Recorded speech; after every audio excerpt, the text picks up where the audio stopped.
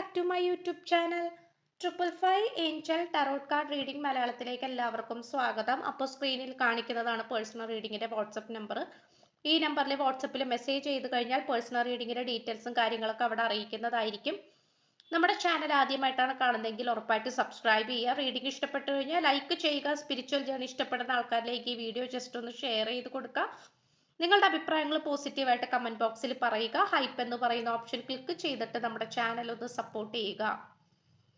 Okay, അപ്പം നമുക്ക് ഇന്നത്തെ ടോപ്പിക്കിലേക്ക് പോകാം. ദൈവം നിങ്ങൾക്ക് അനുകൂലമായ സാഹചര്യങ്ങൾ ഒരുക്കി തരുന്നു. ഇത് ഒരു വ്യക്തിയുമായി ഈ വ്യക്തിയുമായി റിയൂണിയൻ നടക്കുമ്പോൾ മാത്രം നിങ്ങളുടെ കൺമുന്നിൽ എത്തുന്ന റീഡിംഗ് ആണിത്. ഈ ഒരു റീഡിംഗ് ആണ് നമ്മൾ ഇന്ന് ചെയ്യാനായിട്ട് പോകുന്നത്. അപ്പോൾ നിങ്ങൾക്ക് ദൈവത്തിൻ്റെ അനുഗ്രഹം ഉണ്ടെങ്കിൽ അത് ഏത് ദൈവത്തിൻ്റെയൊക്കെയാണ്, അല്ലെങ്കിൽ നിങ്ങൾക്ക് ഡിവൈൻ പ്രൊട്ടക്ഷൻ ഉണ്ടെങ്കിൽ ദൈവം എന്താണ് നിങ്ങളോട് പറയാൻ ആഗ്രഹിക്കുന്നത്, അതുപോലെ റിലേഷൻഷിപ്പിന്റെ അവസ്ഥ എന്താണ്, ഈ പേഴ്സൺ എന്തൊക്കെയാണ് ചിന്തിക്കുന്നത്, എന്തൊക്കെ കാര്യങ്ങളിലേക്കാണ് വരാനായിട്ട് ഈ പേഴ്സൺ താല്പര്യപ്പെടുന്നത്, ഇതൊക്കെയാണ് നമ്മൾ നോക്കാനായിട്ട് പോകുന്നത്. അപ്പോൾ ഓവറോൾ എനർജി നമുക്ക് ലാസ്റ്റ് എടുക്കാം. ഫസ്റ്റ് തന്നെ നമുക്ക് ഈ ഒരു എനർജി നോക്കാം. Take control of your own narrative എന്നാണ് പറയുന്നത്.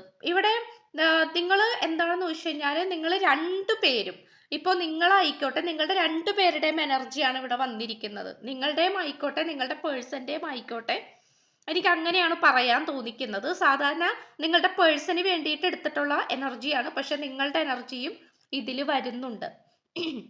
അപ്പോൾ നമുക്കിവിടെ പറയാൻ സാധിക്കുന്ന കാര്യം എന്താണെന്ന് വെച്ച് കഴിഞ്ഞാൽ, ഇവിടെ നിങ്ങൾ രണ്ടുപേരും ഈ പ്രണയബന്ധത്തിലേക്ക് വന്നുകൊണ്ടിരിക്കുകയാണ്. നിങ്ങൾക്ക് രണ്ടുപേർക്കും ഡിസ്ട്രാക്റ്റിംഗ് എനർജീസ് ഉണ്ടായിരുന്നു. ഈ റിലേഷൻഷിപ്പ് മര്യാദക്ക് മുന്നോട്ട് കൊണ്ടുപോകണം എന്ന് വിചാരിക്കുമ്പോൾ അവിടെ തടസ്സങ്ങൾ വരുന്നുണ്ടായിരുന്നു. അതായത് അവിടെ തടസ്സങ്ങൾ വരിക, പ്രശ്നങ്ങൾ വരിക, അങ്ങനത്തെ സിറ്റുവേഷൻസ് ഒക്കെ കാണിക്കുന്നുണ്ട്.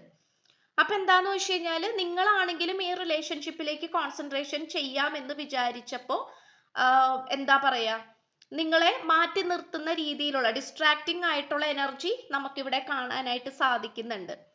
അതുപോലെ തന്നെ നിങ്ങളുടെ പേഴ്സണെ നോക്കുകയാണെങ്കിലും, നിങ്ങളുടെ പേഴ്സൺ നിങ്ങളുടെ അടുത്തേക്ക് വരണമെന്ന് വിചാരിക്കുമ്പോൾ ഈ പേഴ്സണ് വേറെ തടസ്സങ്ങൾ വരിക, അല്ലെങ്കിൽ വേറെ ഡിസ്ട്രാക്റ്റിംഗ് ആയിട്ടുള്ള എനർജി, അതായത് വേറെ ആൾക്കാർ ശ്രദ്ധ തിരിക്കുക, വേറെ ആൾക്കാരുടെ ജീവിതത്തിലേക്ക് പോവുക, വേറെ ആൾക്കാരുടെ കാര്യം നോക്കി പോവുക, ഇങ്ങനത്തെ സിറ്റുവേഷൻ ആണ് കാണിക്കുന്നത്. അപ്പൊ അതുകൊണ്ട് സ്വന്തമായിട്ടൊരു തീരുമാനം നിങ്ങൾക്ക് രണ്ടുപേർക്കും എടുക്കാനോ, ഈ റിലേഷൻഷിപ്പിൽ നിങ്ങൾക്ക് രണ്ടുപേർക്കും നിങ്ങളുടെ രണ്ടുപേരുടേതായിട്ടുള്ള തീരുമാനവും അഭിപ്രായവും എടുക്കാനോ പറ്റാത്തൊരവസ്ഥയിലാണ് കാണപ്പെടുന്നത്.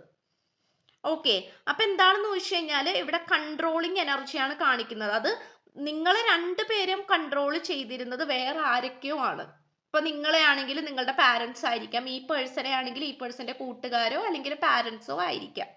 അപ്പൊ നിങ്ങൾ രണ്ടുപേരും നിങ്ങളുടേതായിട്ടുള്ള കൺട്രോളിലേക്ക് വരുന്ന ഒരു സമയമായിട്ടാണ് കാണിക്കുന്നത്. മനസ്സിലായോ? അതുപോലെ തന്നെ നമുക്ക് പറയുകയാണെങ്കിൽ പാഷനേറ്റ് ആൻഡ് കോൺഫിഡന്റ് ആണ്. അതായത് ഇവിടെ ഇപ്പോൾ നിങ്ങൾ രണ്ടുപേരും നോ കോണ്ടാക്ട് സിറ്റുവേഷനിൽ പോയിക്കൊണ്ടിരിക്കുന്ന ആൾക്കാരാണെങ്കിൽ, അല്ലെങ്കിൽ ബ്രേക്കപ്പ് സിറ്റുവേഷനിൽ പോയിക്കൊണ്ടിരിക്കുന്ന ആൾക്കാരാണെങ്കിൽ, ഈ പേഴ്സൺ ചിന്തിക്കുന്ന എന്താന്ന് വെച്ച് കഴിഞ്ഞാൽ, എത്രയും പെട്ടെന്ന് നിങ്ങളുടെ അടുത്തേക്ക് വരണം, ഈ പേഴ്സന്റെ സത്യസന്ധത തെളിയിക്കണം. മനസ്സിലായോ? ഈ പേഴ്സന്റെ സത്യസന്ധത എത്രയും പെട്ടെന്ന് തെളിയിക്കണമെന്ന് ഈ പേഴ്സൺ താല്പര്യപ്പെടുന്നുണ്ട്. അതായത് ഇവിടെ പലതരത്തിലുള്ള തെറ്റിദ്ധാരണകളാണ് സൂചിപ്പിക്കുന്നത്. അപ്പൊ തെറ്റിദ്ധാരണകൾ എന്ന് പറയുമ്പോൾ നമുക്കറിയാലോ, നമ്മൾ തെറ്റിദ്ധരിക്കുക, ഒരു വ്യക്തിനെ തെറ്റിദ്ധരിക്കുക. അപ്പോൾ നമ്മളൊരു വ്യക്തിനെ തെറ്റിദ്ധരിക്കുമ്പോൾ സ്വാഭാവികമായിട്ടും ആ വ്യക്തിയായിട്ടുള്ള ബന്ധം ചിലപ്പോൾ മുറിഞ്ഞു പോകാം, ആ വ്യക്തിയുമായിട്ടുള്ള ബന്ധത്തിൽ പ്രശ്നങ്ങൾ വരാം. അപ്പോൾ അതുകൊണ്ട് ഈ പേഴ്സന്റെ കാര്യത്തിൽ ഈ പേഴ്സൺ എന്തോ നിങ്ങൾ തെറ്റിദ്ധരിച്ചിട്ടുണ്ട് ഈ വ്യക്തിയെ. അപ്പോൾ ആ തെറ്റിദ്ധാരണ മാറ്റിയെടുക്കണമെന്ന് ഈ പേഴ്സൺ താല്പര്യപ്പെടുന്നുണ്ട്. അതായത് നിങ്ങളുടെ കണ്ണില് ഈ പേഴ്സൺ എന്ന് പറയുന്നത് ഒരു കുറ്റക്കാരനോ കുറ്റക്കാരിയോ ആയിട്ടാണ് കാണിക്കുന്നത്. അപ്പോൾ ഈ പേഴ്സന്റെ മേത്ത് വന്നിരിക്കുന്ന, അല്ലെങ്കിൽ തലയിൽ വന്നിരിക്കുന്ന ആ ഒരു തെറ്റിദ്ധാരണ അത് എങ്ങനെയെങ്കിലും നിങ്ങൾക്ക് മുന്നിൽ മാറ്റിയെടുക്കണം എന്നാണ് കാണിക്കുന്നത്. അപ്പോൾ അതിനു വേണ്ടിയിട്ടുള്ള ഒരു തയ്യാറെടുപ്പുകളാണ് ഈ പേഴ്സൺ ചെയ്തുകൊണ്ടിരിക്കുന്നത്. അത് നമുക്ക് പറയാതിരിക്കാൻ പറ്റുന്നില്ല. അതുപോലെ തന്നെ പറയുകയാണെങ്കിൽ മെസ്സഞ്ചർ ഓഫ് എയർ ആണ്. അതായത് നിങ്ങളുമായിട്ട് എങ്ങനെയെങ്കിലും സംസാരിക്കണമെന്ന് ഈ പേഴ്സൺ ആഗ്രഹിക്കുന്നുണ്ട്. സംസാരിക്കുക എന്ന് പറയുമ്പോൾ നിങ്ങളുമായിട്ട് ഒരു കൃത്യമായിട്ടുള്ള ഒരു കമ്മ്യൂണിക്കേഷൻ ഉണ്ടാക്കിയെടുക്കുക, അല്ലെങ്കിൽ സംസാരത്തിലൂടെ കൂടുതൽ ഡീറ്റെയിൽസും കൂടുതൽ വിശദീകരിച്ച് സംസാരിക്കുക, മനസ്സ് തുറന്ന് സംസാരിക്കുക, അങ്ങോട്ടും ഇങ്ങോട്ടും ഒരു എന്താ പറയുക, വളരെ അറ്റാച്ച്മെന്റോട് കൂടി സംസാരിക്കുക. ഇതാണ് നമുക്കിവിടെ കാണാനായിട്ട് സാധിക്കുന്നത്. കാരണം പലപ്പോഴും നിങ്ങൾ രണ്ടുപേരും തമ്മിലുള്ള സംസാരം മര്യാദക്ക് നടക്കാറില്ല. കുറച്ച് സംസാരിച്ച് തുടങ്ങുമ്പോഴേക്കും നിങ്ങൾ തല്ലുപിടിക്കും, നിങ്ങൾ പ്രശ്നങ്ങളിലേക്ക് പോകും.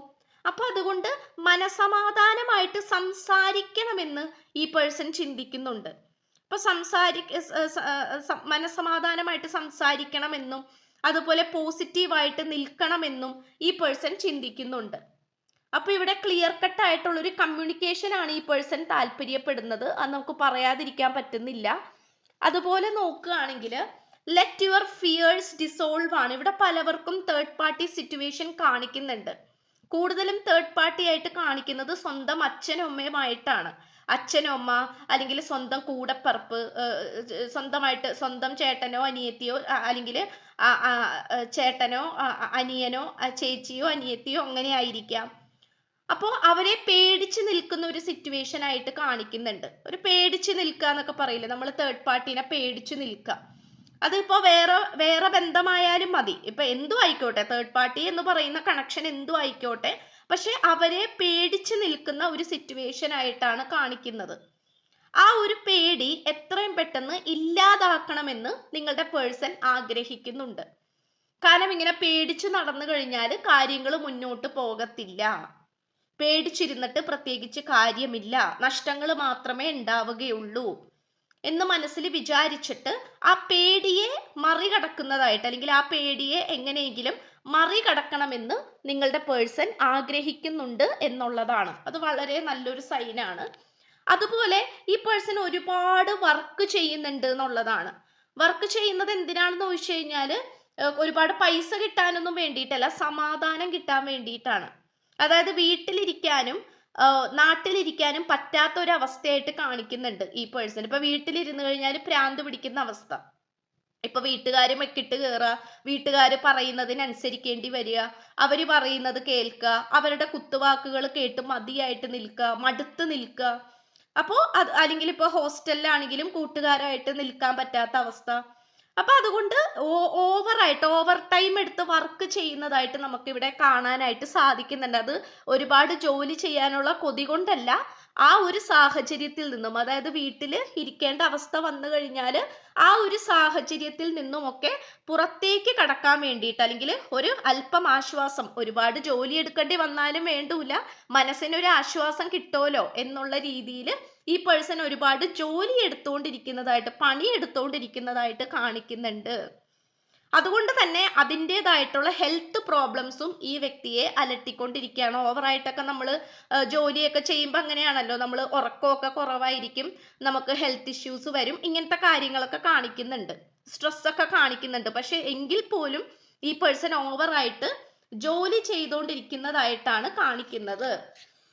അപ്പോൾ ഈ ഒരു റിലേഷൻഷിപ്പിൽ നിന്നും വലിയൊരു ഗ്രേറ്റ് ട്രാൻസ്ഫോർമേഷൻ വേണമെന്ന് ഈ പേഴ്സൺ താല്പര്യപ്പെടുന്നുണ്ട്. അതായത് ഇപ്പൊ പോയിക്കൊണ്ടിരിക്കുന്ന രീതിയിൽ മുന്നോട്ട് പോകുക, അല്ലെങ്കിൽ നാളെ നീള എന്ന് പറയണ പോലെ ആ ഒരു പരിപാടി വേണ്ട. ബ്രേക്കിംഗ് ഫ്രീ ഓഫ് പ്രൊക്കാസ്റ്റിനേഷൻ എന്നാണ് പറയുന്നത്. അതായത് നീട്ടിവെക്കുന്ന ഒരു സ്വഭാവ രീതി. ഇപ്പൊ നിങ്ങളാണെങ്കിലും ഈ പേഴ്സണോട് സംസാരിക്കണം എന്ന് പറയുമ്പോൾ ഈ പേഴ്സൺ തെന്നി മാറുമായിരിക്കാം. നാളെ ആവട്ടെ, അല്ലെങ്കിൽ ഈ വരുന്ന ഞായറാഴ്ച ആവട്ടെ, അല്ലെങ്കിൽ വീക്കെൻഡ് ആവട്ടെ, അല്ലെങ്കിൽ അടുത്ത മാസം ആവട്ടെ, അടുത്ത ആഴ്ച ആവട്ടെ എന്നുള്ള രീതിയിൽ ഈ പേഴ്സൺ മാറ്റി വെക്കുന്ന ഒരു സിറ്റുവേഷൻ ആയിട്ട് കാണിക്കുന്നുണ്ട്. അതെല്ലാം മാറ്റി വെച്ചിട്ട് ഈ പേഴ്സൺ ഇപ്പൊ ചിന്തിക്കുന്ന കാര്യം എന്താണെന്ന് ചോദിച്ചാൽ എത്രയും പെട്ടെന്ന് ഒരു മാറ്റം കൊണ്ടുവരണം. ഈ റിലേഷൻഷിപ്പിൽ എത്രയും പെട്ടെന്ന് ഒരു മാറ്റം കൊണ്ടുവരണം. അത് വളരെ അൺഎക്സ്പെക്റ്റഡ് ആയിരിക്കണം, പക്ഷെ വളരെ പവർഫുൾ ആയിരിക്കണം. വളരെ പവർഫുൾ ആയിട്ടുള്ള, വളരെ അൺഎക്സ്പെക്റ്റഡ് ആയിട്ടുള്ള ഒരു മാറ്റമായിരിക്കണം കൊണ്ടുവരേണ്ടത്. അത് വളരെ വിജയത്തിലേക്കുള്ള ഒരു വഴിയും കൂടി ആയിരിക്കണമെന്ന് ഈ പേഴ്സന് നിർബന്ധമുണ്ട്. അപ്പോൾ വലിയൊരു മാറ്റം ഈ റിലേഷൻഷിപ്പിൽ കൊണ്ടുവരണമെന്ന് ഈ പേഴ്സൺ താല്പര്യപ്പെടുന്നുണ്ട് എന്നുള്ളതാണ്. അതുപോലെ തന്നെ സംഘ കമ്മ്യൂണിറ്റി, ഈ ഒരു കാർഡ് നമുക്ക് റിവേഴ്സ് ആണ് കിട്ടിയിട്ടുള്ളത്. ഈ പേഴ്സണെ സംബന്ധിച്ചിടത്തോളം ഈ പേഴ്സന്റെ ചുറ്റിനും ഒരുപാട് ആൾക്കാരുണ്ട്. അനാവശ്യമായിട്ട് ഒരുപാട് എനർജീസ് ഉണ്ട്. ഈ അനാവശ്യമായിട്ടുള്ള എനർജീസ് നമുക്കത്ര നല്ലതല്ല. അതിപ്പോ കൂട്ടുകാരായിക്കോട്ടെ, വീട്ടുകാര്, നാട്ടുകാര്, ഓവർ ആയിക്കഴിഞ്ഞാൽ എന്ത് കാര്യവും അധികമായാൽ അമൃതും വിഷമാണ് എന്ന് പറയുന്നത് പോലെ ഈ വ്യക്തിയുടെ ചുറ്റിനും അനാവശ്യമായിട്ട് ഒരുപാട് വ്യക്തികളുണ്ട്. അപ്പോൾ അവരുടെ സാന്നിധ്യം കുറക്കാൻ വേണ്ടിയിട്ടാണ് ഈ പേഴ്സൺ ഇപ്പോൾ ശ്രമിച്ചുകൊണ്ടിരിക്കുന്നത്. അതായത് ഇപ്പോൾ ഒരുപാട് കൂട്ടുകാരുണ്ടെങ്കിൽ ഒരുപാട് കൂട്ടുകാരുടെ ആവശ്യമില്ല. ആവശ്യത്തിന് ഒന്നോ രണ്ടോ പേര് മാത്രം മതി. വീട്ടുകാരാണെങ്കിലും ഒരുപാട് കാര്യങ്ങളൊക്കെ ഉണ്ടെങ്കിൽ, പ്രൈവസി ഇല്ലാത്ത അവസ്ഥയാണെങ്കിൽ പ്രൈവസി കൊണ്ടുവരാനായിട്ട് ആഗ്രഹിക്കുന്നു. അച്ഛനും അമ്മയും മാത്രം മതി. അല്ലെങ്കിൽ കൊളീഗ്സ് ആണെങ്കിലും ആവശ്യത്തിന് 2 പേര് മാത്രം മതി എന്നുള്ളൊരു മെന്റാലിറ്റിയിലേക്ക് ഈ പേഴ്സൺ വരുന്നുണ്ട്. കാരണം എന്താന്ന് വെച്ച് കഴിഞ്ഞാൽ പ്രൈവസി ഇല്ല, എല്ലാവരോടും പറയേണ്ട അവസ്ഥ, എല്ലാവരും ഇടപെടുന്ന അവസ്ഥ, ഇതൊക്കെയാണ് കാണിക്കുന്നത്. സ്പ്ലിറ്റിംഗ് എനർജിയാണ് കാണിക്കുന്നത്.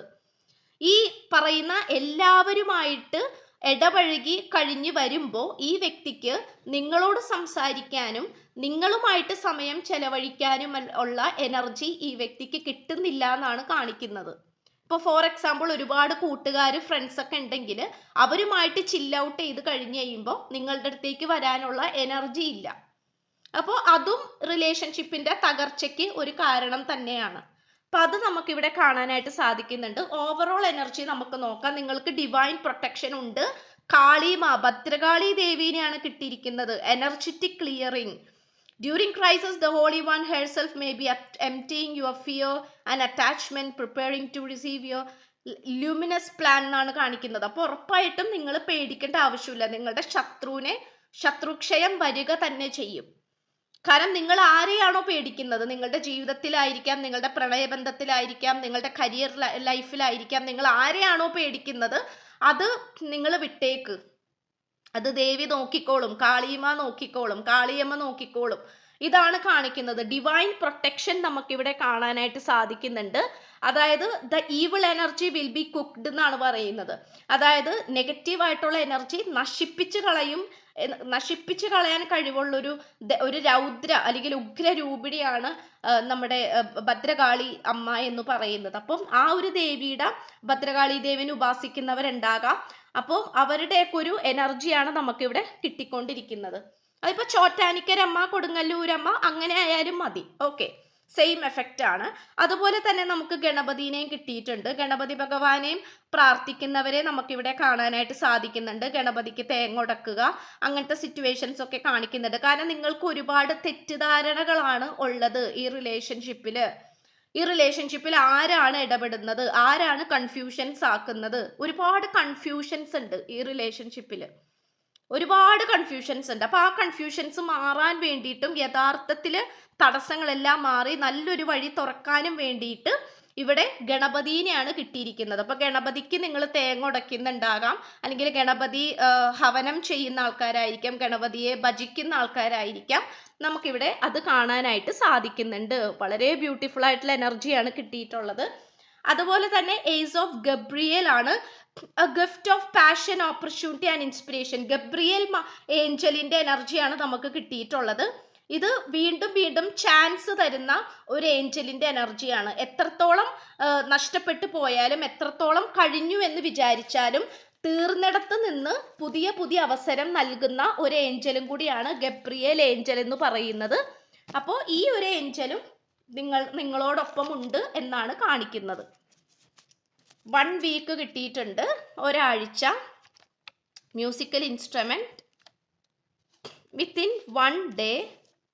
24-ാം തീയതി ലിയോ എനർജി, കാർ ഡ്രൈവ്, മകയിരം, ലെറ്റർ ജെ, സ്ട്രേഞ്ചർ.